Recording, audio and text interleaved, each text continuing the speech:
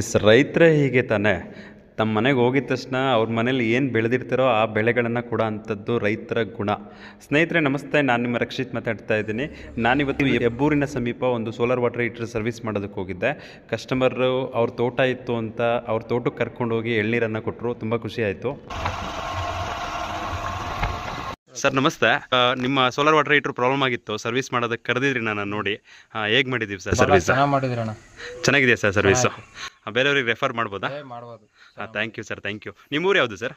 ಆಲ್ಗೋನಹಳ್ಳಿ. ಎಲ್ಲಿ ಬರುತ್ತೆ ಇದು? ಇದು ಹೆಬ್ಬೂರಿಂದ 5 ಕಿಲೋಮೀಟರ್ ಆಗುತ್ತೆ. Okay, thank you sir. ತುಂಬ ಖುಷಿ ಆಯಿತು ನಮ್ಮನ್ನು ಕರೆಸಿದ್ದಕ್ಕೆ.